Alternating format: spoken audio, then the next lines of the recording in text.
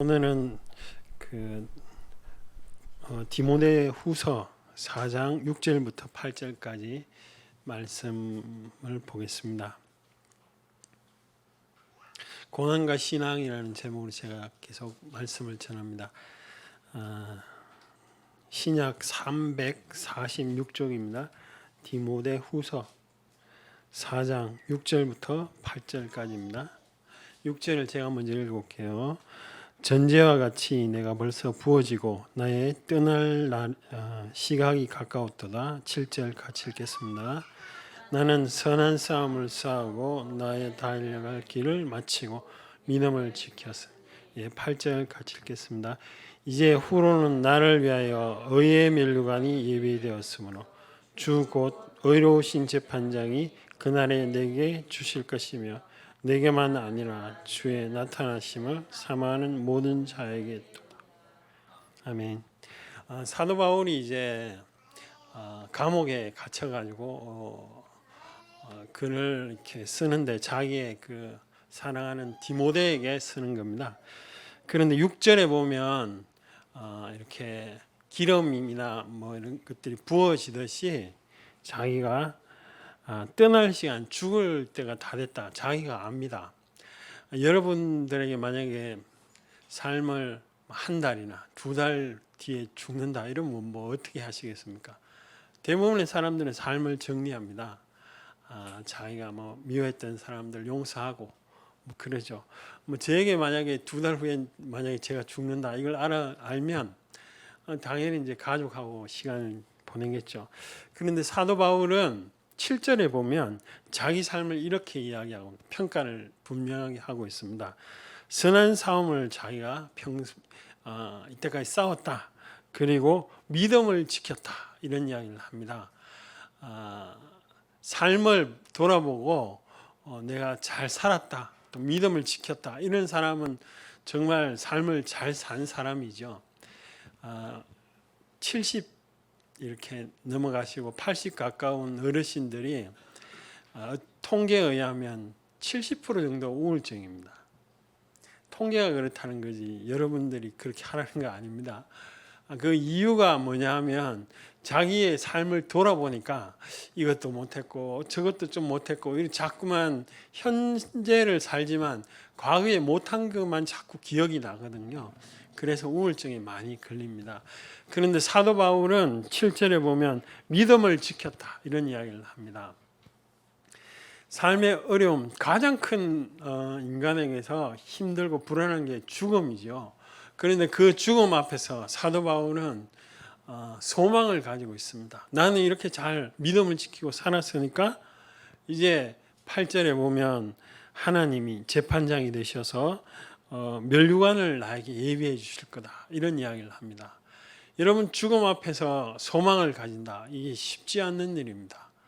그런데 어떤 어려움이 오거나 어떤 힘든 사건이 있을 때 예수 믿는 특별히 하나님이 주시는 그 은혜를 붙들고 사는 사람의 특징이 소망입니다.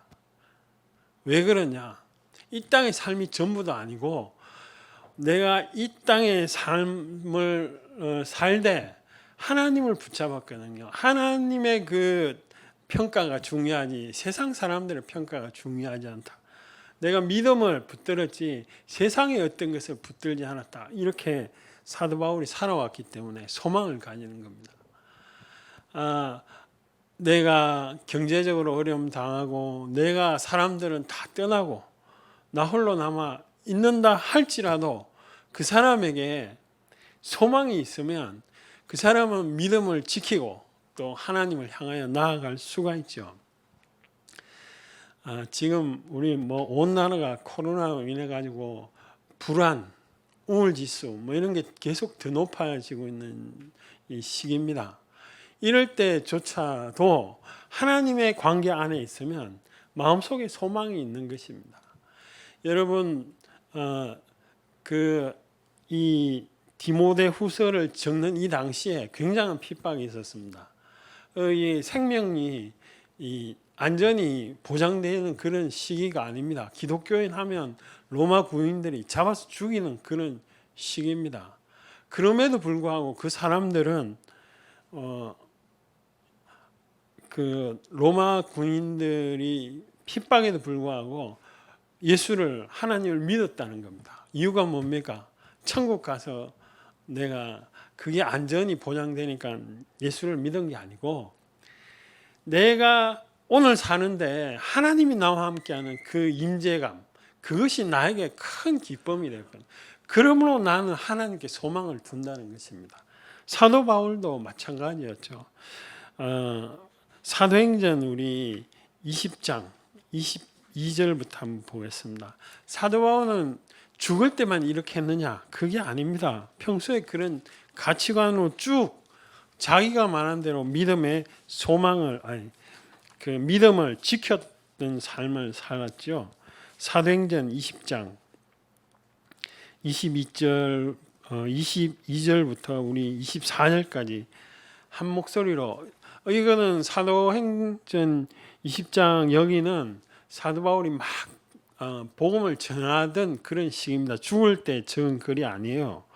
20장 22절 같이 한번 읽어보겠습니다. 22절부터 24절까지 시작. 보라, 이젠 나는 성령에 매여 예루살렘으로 가는데 거기서 무슨 일을 당할지 알지 못하노라. 오직 성령이 각 성에서 내게 증언하여 결받고 환난이 나를 기다린다 하시나 내가 달려갈 길과 주 예수께 받은 사명 곧 하나님의 은혜의 복음을 증언하는 일에 마치려 하면 나의 생명조차 조금 더 귀한 것으로. 여기 23절에 보면 자기 앞에 23절에 보면 각 성에서 결박 환난이 나를 기다린다. 알아요, 사도 바울이. 우리 동혁군이 조금 있으면 군대 가는데 기분이 그렇게 기쁘지는 않을 것 같죠. 왜냐? 군대라는 게 어떤 육체적인 고난이 있을 수도 있으니까 그런 거죠. 근데 사도 바울은 여기 보면 결박과 환난이 나를 기다린다 그랬죠. 고난이 벌써 이게 준비가 딱 됐다는 거죠. 그런데 사도 바울이 24절에 이렇게 두려워하거나 불안해하거나 우울해했다라고 볼 수가 없죠. 24절에 내가 달려갈 길을 계속 가겠다는 겁니다. 왜 그렇습니까?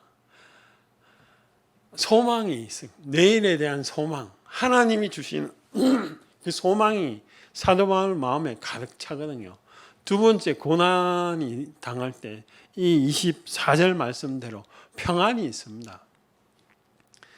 하나님 주시는 그 평안이 그 사랑 가운데 있는 것이죠.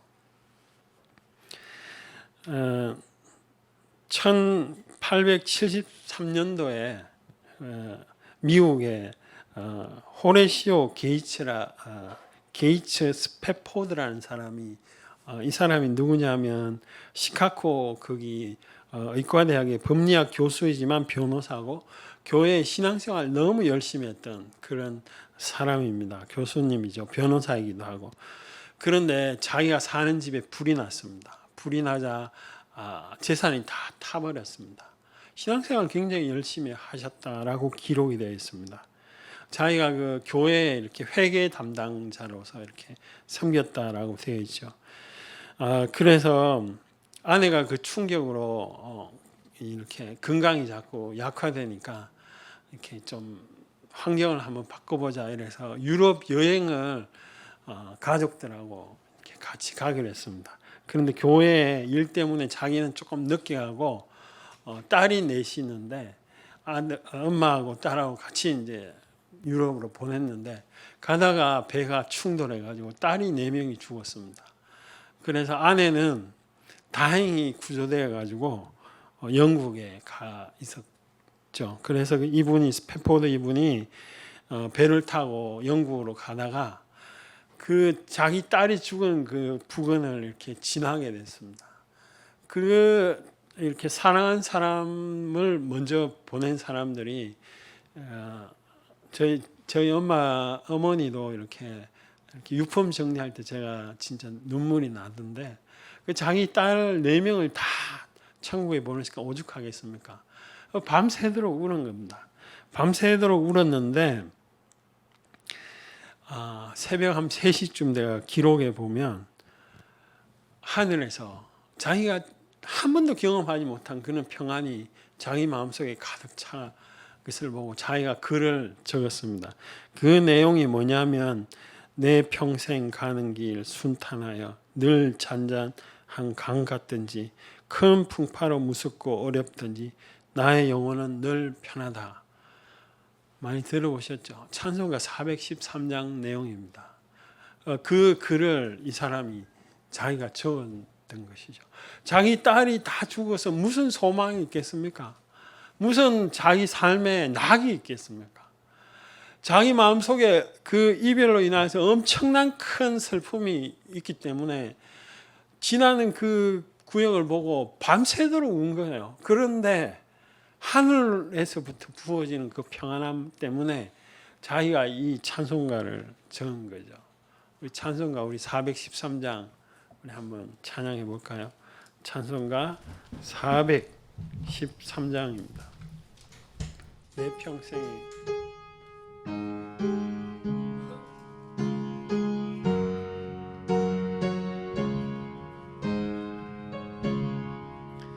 내 평생에 가는 길 순탄하여 늘 잔잔한 강 같든지 큰 풍파로 무섭 어렵든지 나의 영혼은 늘 편하다. 내 영혼 평안해. 내 영혼 평안해. 저 막히는 우리를 삼키려고 이 벌리고 달려와도 주 예수는 우리 대장되니 끝내 싸워 이기리라. 아멘. 내 영혼 평안해. 내 영혼 평안해. 내 지은 죄 중 같더라도 주 예수께 달으며 그 십자가 피 다시 스사인 눈보다 더 정하리라. 내 영혼 평안해. 내 영혼 평안해. 저 공중의 구름 일어나면 큰 나팔이 울려날 때 주 오셔서 세상 심판에도 나의 영혼 겁없으리. 내 영혼 평안해. 내 영혼 평안해. 아멘.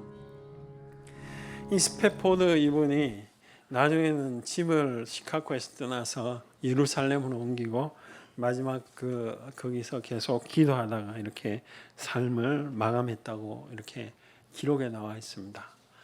그렇습니다. 예수 믿는 사람은 또 하나님을 사랑하는 사람은 하늘에 대한 또 하나님에 대한 소망이 있죠.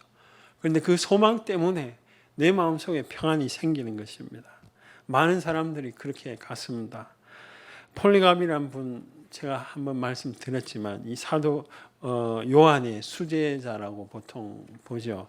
서머나 교회 감독이었는데 이분이 로마 그 핍박에 있을 때 그 집행하는 사람이 예수님 그냥 없다고 하나님 안 계시다고 한 번만 이야기해라. 그러면 내가 그 믿고 살려주겠다. 이렇게 이야기했을 때 이분의 말씀이 이렇습니다. 내가 평생 80평생 살면서 주님은 나를 한 번도 부인하지 않았는데 내가 어떻게 내가 부인하겠습니까?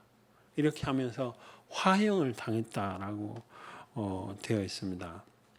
그리고 너희는 꺼지는 불로 나를 태워 죽이려 하지만 영원히 꺼지지 않는 지옥불은 너희들이 무서워하지 않는구나. 이런 이야기를 하면서 순교하셨죠. 우리나라에도 그렇습니다. 우리나라의 그 주기철 목사님도 똑같이 비슷한 그런 걸 기록하고 있습니다. 한날은 불러가지고 주기철 목사님 보고 하나님이 없다고만 해라. 그러면 내가 너 감옥에서 풀려나겠다고 이렇게 회유할 때 주기철 목사님이 비슷한 이야기를 합니다.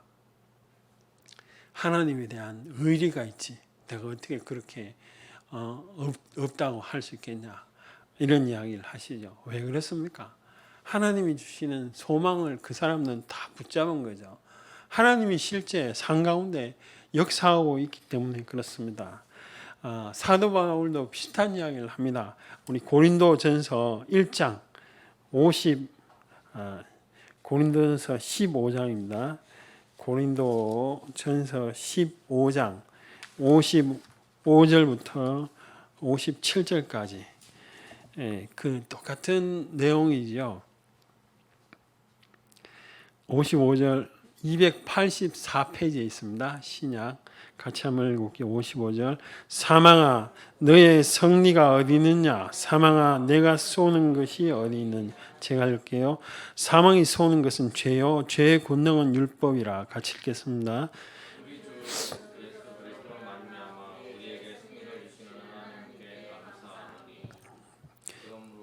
네, 사망이 죽음이 제일 무서운 거 아닙니까? 그런데 그 죽음이 쏘는 게 뭐냐? 죄의 결과 우리가 죽게 된다. 그런데 우리는 예수 그리스도 인하여서 소망이 있고 더 58절에 보면 그러므로 주 안에서 주의 일을 더욱 힘쓰라 이렇게 권면하고 있지 않습니까? 그 여의도 순복음교회 그 간증하는 걸 제가 들었습니다. 그분이 6.25 때 이렇게 하고 나서 이렇게 남쪽으로 내려오셨던 분인데 그 마을에 이렇게 땅을 파다가 공산군이 땅을 파다가 땅 밑에 사람이 있었어요. 그런데 그 사람들이 뭐냐 하면 예수 믿는 사람들이 숨어서 예배드리는 그런 걸 발견하게 됐습니다. 공산당들이 다 와서 그 사람들을 너희들 목사가 누구냐? 목사님 잡아갔습니다. 목사님 가정에 애도 있고 이런데 목사님 보고 이랬습니다. 너를 죽일 뿐 아니라 너희 가족 그 자녀들을 내가 먼저 죽이겠다. 이렇게 어떻게 죽이느냐? 참 불도저를 가져와 가지고 깔아 뭉개 죽여버리겠다. 이렇게 이제 협박을 하게 됐습니다. 그 장면을 보는 사람들이 얼마나 이게 뭐 불도저가 잘하는 대로 이렇게 한 번에 자동차처럼 휙 지나가는 게 아닙니다. 서서히 밑에서 이렇게 죽이겠다는 거죠. 그러니까 이 목사님이 자기가 죽는 건 괜찮죠. 남자들이 뭐 대부분 그럴 겁니다. 근데 자기 가족이 죽는다고 그러니까 자기 때문에 이게 목사님이 갈등이 생기는 거죠. 목사님이 이렇게 뭐 말을 하려고 하는데 그 뒤에서 그 사모님이 여보 말하지 마. 그리고 애들이 막 난리를 칠 거 아니에요. 죽는다고 그러니까 애들 조그만 초등학생도 안 된 애들이 애들아 울지 마라. 그 어머니가 조금 있으면 하나님 보는데 왜 울고 그러냐. 아주 강한 담대한 이야기를 했습니다. 그러니까 그래서 실제로 그 목사님 가족이 다 죽었어요. 그런데 그 장면을 본 사람들이 예수 안 믿는 사람들조차 이게 하나님이 보이지도 않는데 없는데 왜 생명을 거느냐는 거죠. 그래서 그걸 본 사람들이 다 교회에 나오고 그 장면을 본 사람들이 이렇게 간증을 한 걸 제가 들었습니다. 사망이 쏘는 게 어디 있습니까? 아무리 죽음이라 할지라도 죽음을 이기는 것이 우리 기독교의 신앙이고 믿음인 것이죠. 그런데 소망이 있고 평안이 있는 이런 삶을 많은 사람들이 살지 못하는 이유가 있습니다. 교회를 다녀도 살지 못하는 이유가 뭐냐? 삶 가운데 하나님이 안 보이거든요. 하나님이 답이 아닙니다. 하나님이 답이 아니라 현실이 답인 거예요. 그러니까 현실이 보이는 대로만 삶을 살게 된다는 것이죠. 그러므로 그 마음속에 불안이 존재하고 하나님 주시는 평안이 있지 않습니다. 이 사도 바울은 그러한 삶, 하나님을 선택하고 하나님을 향해서 줄기차게 사셨죠. 그러니까 그 마음속에 정말 죽음보다 더 강한 믿음, 평안과 소망이 가득 차 있는 사람이었습니다. 그런데 우리는 그렇습니까? 그렇지 않죠. 우리는 여전히 우리의 삶 가운데 고민하고 걱정합니다. 많은 이 고민과 걱정의 이유를 살펴보면 실제로 일어나지 않는 걸 더 고민한다 이런 연구 결과들이 많죠. 한 80% 정도는 일어나지도 않는데요. 그럼에도 불구하고 우리가 불안해하고 또 우울해하고 그렇게 한다는 것입니다. 그런 고민을 이길 수 있는 힘을 하나님이 주신다는 거죠. 하나님이. 여러분 삶 가운데 왜 하나님이 안 보입니까? 안 찾으니까요. 왜 안 찾습니까? 하나님을 사랑하지 않으니까. 하나님이 중요하지 않으니까요. 교회가 뭐 어떻게 되는지 상관없다는 거죠. 삶 가운데 사도 바울이 성경 아덴이라고 하는데 아테네에서 이런 설교를 합니다. 하나님을 힘입어 너희들이 삶을 살고 하나님을 힘입어 존재한다. 하나님을 힘입어 움직인다라고 이렇게 사도 바울이 이야기를 하고 있습니다. 그만큼 존재하는 의미, 우리가 왜 사는지 그 의미가 다 하나님으로부터 온다는 거죠. 하나님께 의미가 있다는 것입니다. 성경은 처음부터 그렇게 이야기를 하죠. 아담과 하와가 하나님과 동행하고 있었지 않습니까? 그런데 왜 우리가 지금 같은 삶을 삽니까? 내가 하나님처럼 내 멋대로 내 생각대로 좀 살아보자. 그 선악과를 먹으면 하나님처럼 될 거다. 이렇게 한 그 죄의 본능이 우리에게도 동일하게 있다는 것이죠. 그래서 하나님이 중요하지 않습니다. 그래서 하나님이 뭐 어떻게 하나님 보이지도 않는데 내가 뭐 예배 한번 빠진데 뭔 상관이 있습니까? 세금을 많이 내든 아무 그렇지 않죠. 그러나 하나님은 슬퍼하신다는 것이죠. 하나님은 지금도 기다리신다는 겁니다. 사람을 향하여서. 우리의 삶이 하나님이 보이면 그 사람은 어떠한 고난 속에서도 마음속에 소망을 가지고 평안으로 그 고난을 이깁니다. 왜요? 하나님이 그 고난보다 더 크기 때문에 그렇습니다. 훨씬 크기 때문에 그렇습니다. 내가 하나님이 보이지 않는 이유가 뭐냐? 하나님을 안 사랑하니까 그렇죠. 하나님을 중요하게 여기지 않으니까 그렇습니다. 중요하게 여기고 사랑하는 그것을 인간은 다 하게 되어 있습니다. 어떤 어르신이요, 자기 평생에 담배를 피셨던 분입니다. 그런데 손녀가 안 오는 거예요. 뭐 냄새 난다고. 그러니까 두 달에 한 번 보는 그 손녀 한번 안아보려고 싫다는 거지. 냄새가 자꾸 나니까요. 담배 평생에 그 피웠던 담배를 안 피운다니까요. 왜요? 손녀가 사랑하니까. 사랑하는 그것을 위해서 안 피운다는 것. 우리도 마찬가지입니다. 하나님을 사랑하면 교회를 사랑하게 되어 있습니다. 그리고 고난이 아무리 크다 할지라도 내가 뭐 경제적으로 너무 어렵다 할지라도, 시간이 아무리 없다 할지라도 하나님을 붙잡게 되어 있습니다.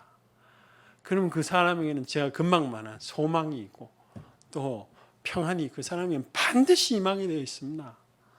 그게 임하지 않으면 물이 거꾸로 가는 것 같죠. 물이 위에서 아래로 흐르죠. 진리죠.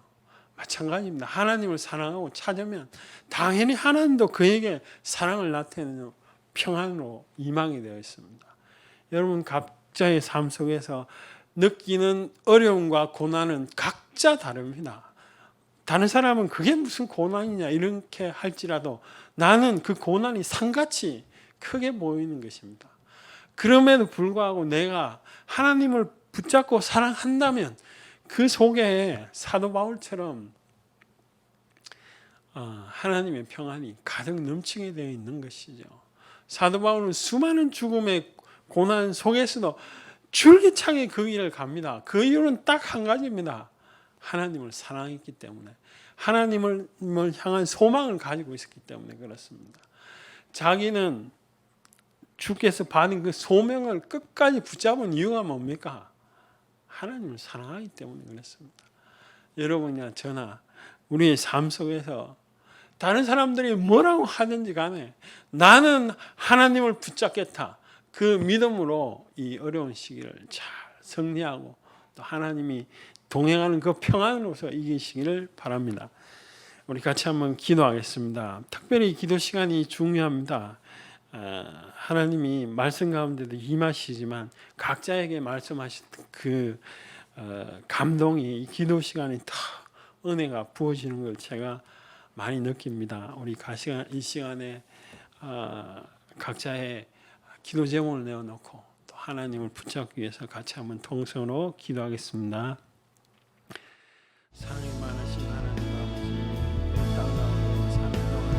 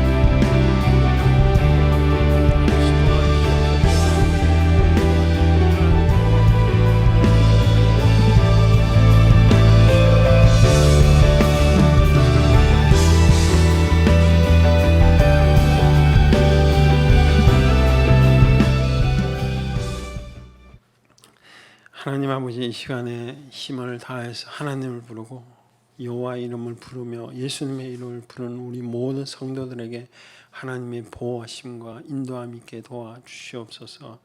또 인터넷으로 예배를 드리는 우리 성도들에게도 은혜를 더하여 주셔서 삶의 자리에서 하나님을 섬기며 또 하나님을 구할 때마다 그 길과 또 그 환경을 하나님이 주장하여 주시옵소서. 아버지, 우리의 이 땅의 삶이 전부가 아닌데 정말 사도 바울과 같이 순간순간 어려울 때마다 고난의 시간마다 하나님을 붙잡을 수 있는 믿음 허락하여 주시고 또 하나님이 주시는 평강과 기쁨을 누리는 삶을 살게 도와주시옵소서. 이제는 우리 주 예수 그리스도의 은혜와 하나님의 크신 사랑과 성령님의 위로고통 충만하심이 이 자리에 모여 예배드리는 우리 모든 성도들 위해 삶 가운데 이제로부터 영원까지 함께 있을지어다. 아멘.